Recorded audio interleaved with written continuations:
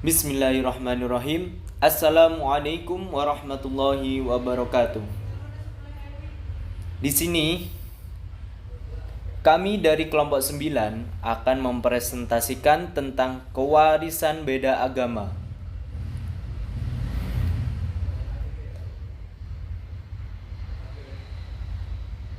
Kami dari kelompok 9 yang beranggotakan saya sendiri Adam Jildan Khairul Zakia dengan NIM 121021931158 dan rekan saya Mbak Sylvia Saadati dengan NIM 121021931168. Pada pembahasan kali ini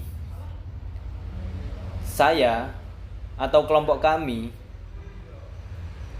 akan memberikan atau memaparkan 3 subbab pembahasan hari ini. Yang pertama adalah kewarisan beda agama menurut ulama fikih. Dan yang kedua adalah kewarisan beda agama menurut KHI.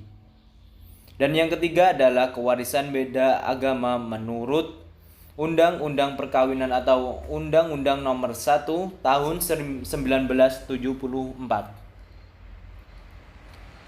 Langsung saja kita pada pembahasan subbab yang pertama, yakni kewarisan beda agama menurut ulama fikih.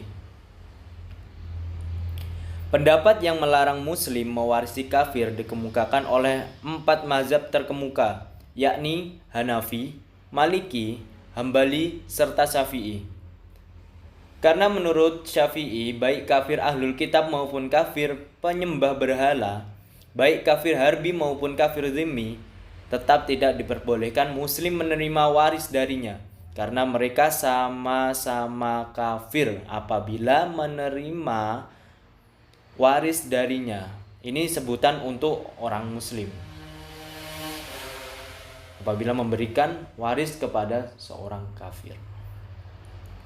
Yang dipraktekkan oleh kebanyakan fuqaha adalah perbedaan agama antara Islam dan kafir menghalangi warisan dari kedua belah pihak. Begitu pula mereka sepakat bahwa kafir yang seagama boleh saling mewarisi di antara mereka apabila mereka berada dalam satu negara. Adapun seorang kafir yang memeluk agama Islam sebelum harta waris dibagikan, maka berhak baginya mendapatkan warisan atau bagian dari ahli waris tersebut. Selanjutnya, pendapat oleh jumhur ulama konvensional yang dipelopori oleh Imam Ahmad bin Hambal berpendapat bahwa orang kafir dapat mewarisi tirkah orang muslim. Dan juga sebaliknya disebabkan al-wala. Mereka yang beda agama tapi masih dalam satu rumpun agama Allah. Istri non-muslim dan kerabat non-muslim yang masuk Islam sebelum tirkah dibagikan. Dan juga menurut Mu'az bin Jabal, Muawiyah bin Abi Sufyan, Sa'id bin Al-Musayyab, Masruq, Al-Naqai, Muhammad bin Al-Hanafiyah, Muhammad bin Ali bin Abi Husain, bin Ali bin Abi Thalib, dan Ishaq bin Ruwaiha berpendapat bahwa orang muslim dapat mewarisi dari orang kafir tetapi tidak sebaliknya. Ini pengecualiannya.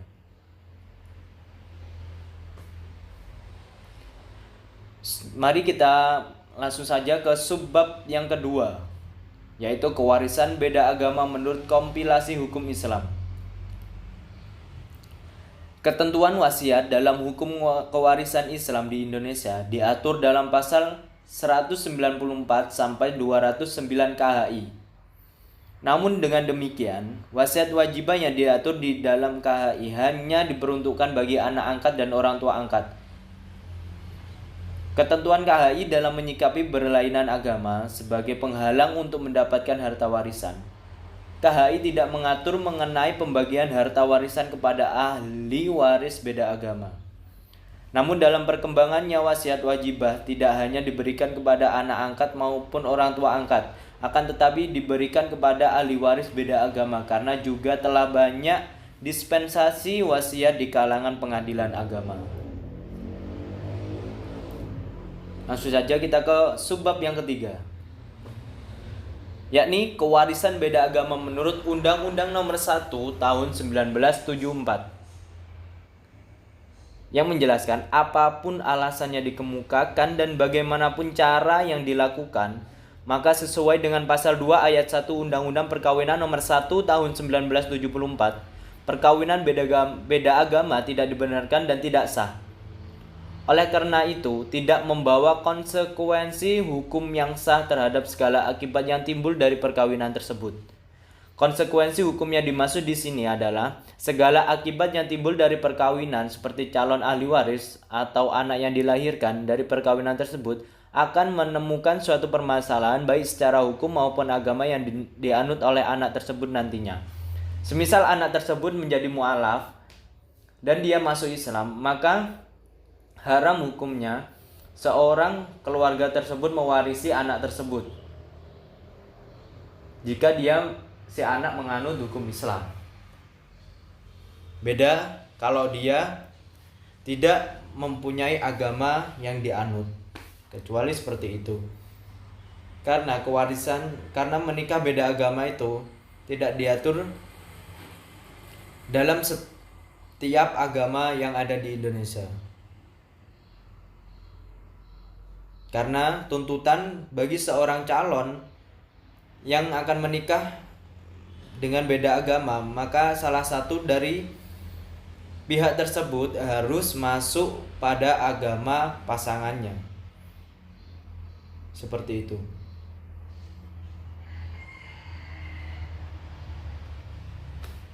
Baik, sekian presentasi dari kelompok kami, kelompok 9. Apabila ada kurang dan lebihnya, kami meminta maaf yang sebesar-besarnya.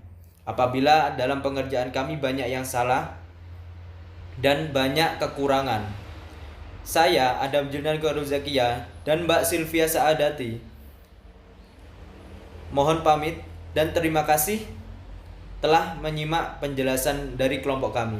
Wassalamualaikum warahmatullahi wabarakatuh.